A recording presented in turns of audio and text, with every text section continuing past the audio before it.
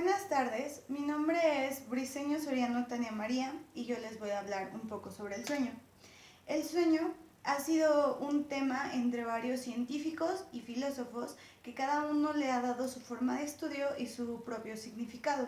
Ha habido muchos cuestionamientos, interrogantes y formas de estudio sobre este, pero empezaremos por los más relevantes y hablaremos de las formaciones fisiológicas y la neuroquímica que lo compone. En 1884,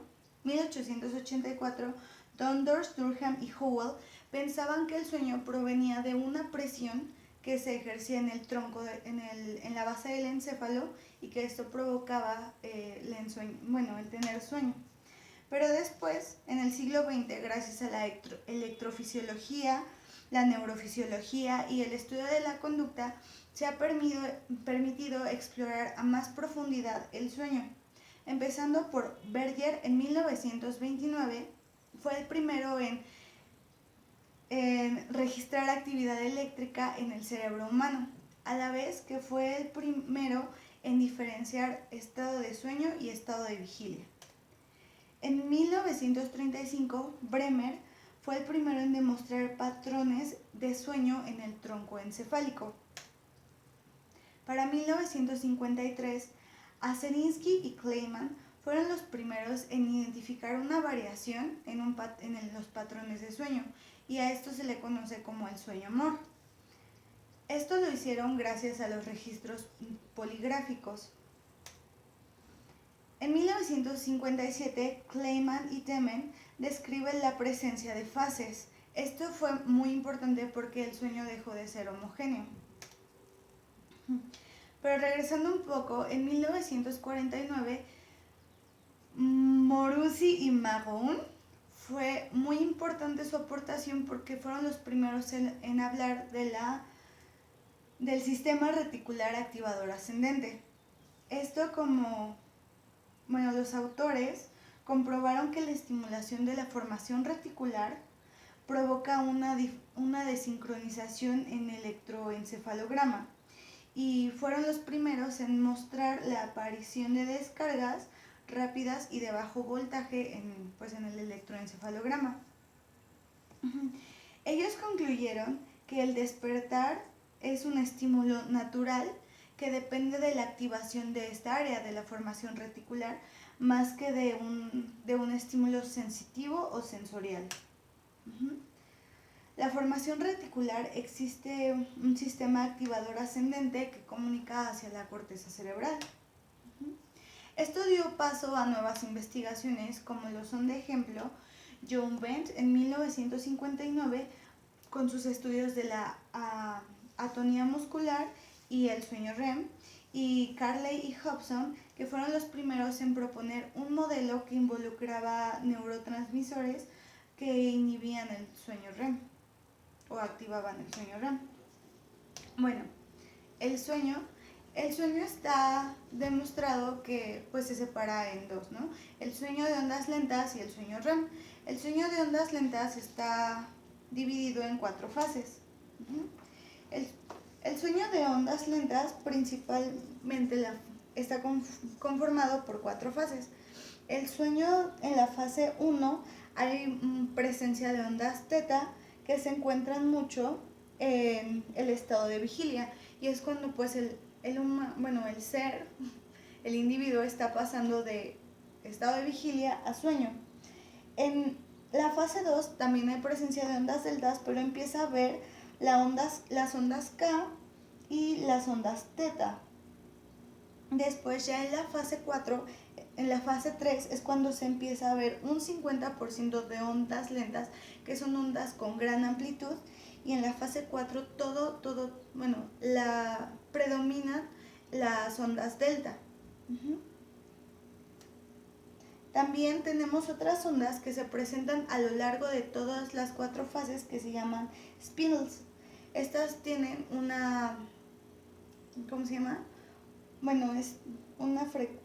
duran de 12 a 14 Hz y ocurren de 2 a 5 veces por minuto. Después, en el sueño REM podemos observar la presencia de ondas beta y ondas teta.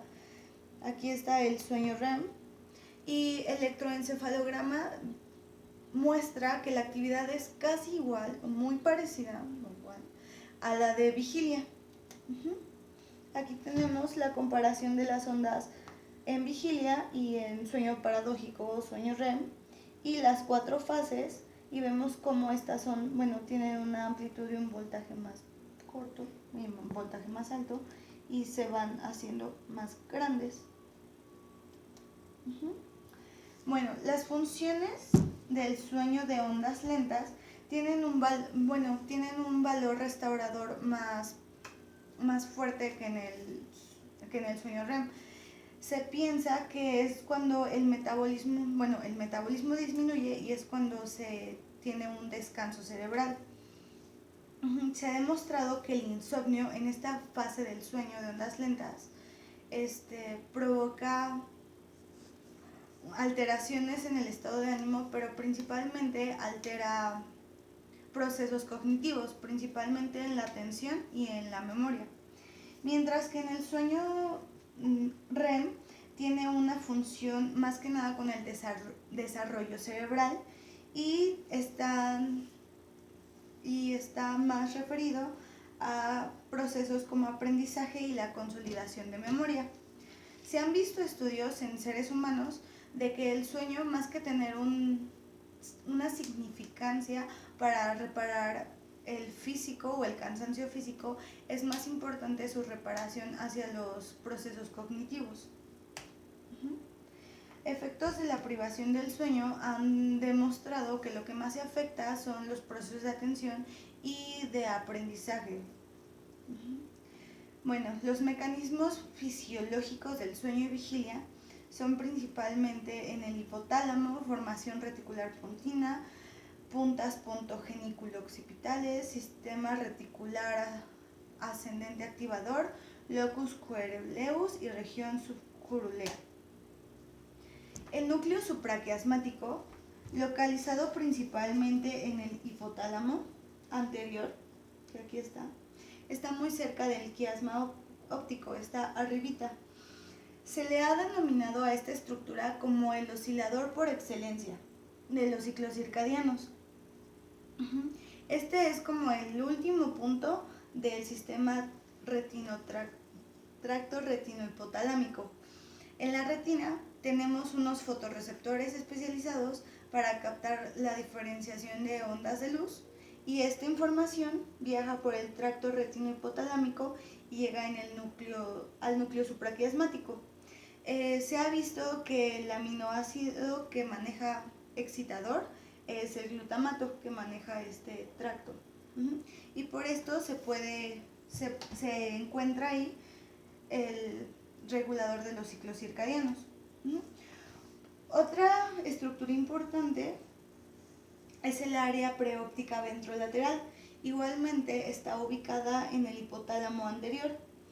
Se ha visto que si se destruye esta zona, las personas o los animales presentan insomnio y que su estimulación produce signos electroencefalográficos y comportamentales de sopor. Esto quiere decir que si esta área se estimula, el individuo va a presentar sensaciones de cansancio, de pesadez y de somnolencia.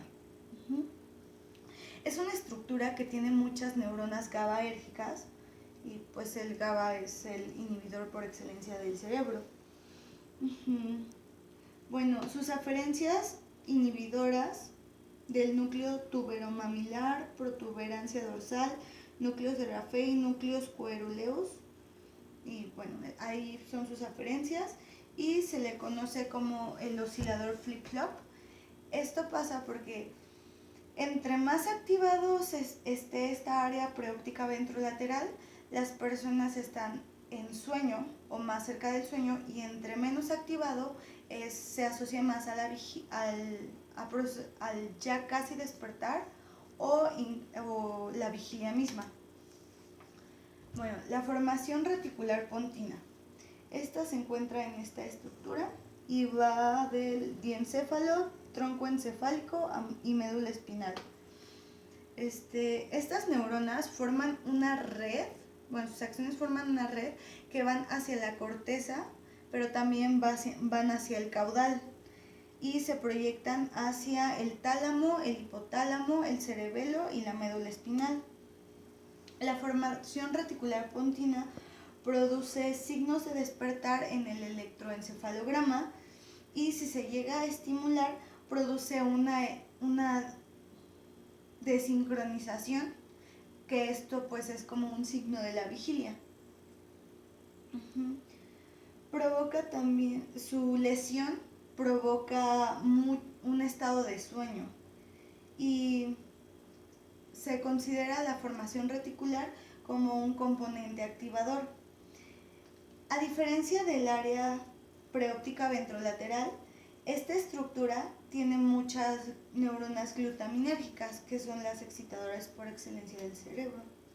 Bueno, el sistema reticular activador ascendente tiene una organización topográfica. Sus neuronas se encuentran principalmente en el tronco encefálico y estas conectan hacia distintas partes del encéfalo, pero los principales puntos con los que conectan son sistemas reguladores, como lo serían el hipotálamo, el mesencéfalo, el cuerpo estriado y la misma neocorteza.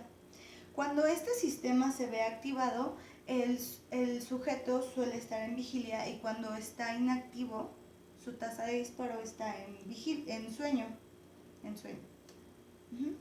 Otra estructura importante es el locus coeruleus, que se localiza en la mesopontino dorsolateral, que está aquí, y está formado principalmente de neuronas noradrenérgicas. Sus principales proyecciones son hacia el tálamo y hacia la corteza, y su máxima descarga se ve principalmente en la vigilia y una mínima en REM, pero cuando hay una nula descarga de este locus coeruleus es en el sueño de ondas lentas. Después tenemos la región subcorulea. Esta región está implicada más hacia procesos de atonía muscular y pues esta está más presente en el sueño REM. Funciona así: está la región subcorulea y manda las proyecciones de axones hacia el núcleo magnocelular y a la médula espinal. Esto provoca una sinapsis inhibitoria en las motoneuronas. Luego tenemos los principales neuroquímicos del sueño. Encontramos a la dopamina como uno de los principales neuroquímicos y su principal localización es en la sustancia nigra. Sus proyecciones son hacia el estriado dorsal y el área tegmental ventral, que conecta a la corteza prefrontal y al núcleo accumbens, y se encuentra principalmente en los estados de vigilia. Después tenemos a uno muy importante, que es la serotonina. Sus principales núcleos son los núcleos dorsales de Raphe y tiene una proyección a la corteza cerebral y al tálamo. Son las proyecciones principales. Y bueno, su mayor actividad es en vigilia. Hay una reducción del 50% en sueño de ondas lentas y hay una activación nula en REM. Y hay una hipótesis sobre la serotonina que facilita la vigilia, es decir, entre más presencia, más vigilia, y una nula presencia significa pues cuando estamos más en sueño. Y se considera un principal oscilador. Igualmente la noradrenalina, su principal localización es el locus coeruleus, que es muy importante, y sus proyecciones principales son al tallo cerebral, el área preóptica y ventrolateral, y su actividad mayor es en vigilia, la menor es en sueño de ondas lentas y hay una nula activación en MOR. Después tenemos la histiamina, que se localiza principalmente, es el neurotransmisor sintetizado en el hipotálamo posterior. Sus proyecciones son a distintas áreas del cerebro siempre y cuando tengan receptores H1 y está activada en vigilia. Hay un 50% de activación en sueño de ondas lentas y hay una nula activación en sueño REM. Este neuroquímico Más que como un oscilador entre sueño y vigilia, de presente o no, se considera más un mantenimiento de vigilia. Esto lo podemos observar como con algunos medicamentos que se usan para las alergias, que son histamínicos. Son los que, bloquean los receptores, son antagonistas de los receptores de histamina y lo que producen es una somnolencia. Entonces, más que en despertar, en sueño, están involucrados más en el mantenimiento de la vigilia. La acetilcolina, su principal localización es en los núcleos colinérgicos, que son el núcleo tegmental espenduculopontino y el laterodorsal. Estos conectan a la formación reticulopontina. En experimentos se ha visto que la destrucción de la formación reticulopontina no causa tanto impacto como lo causa la destrucción en estos dos núcleos. La destrucción en estos dos núcleos produce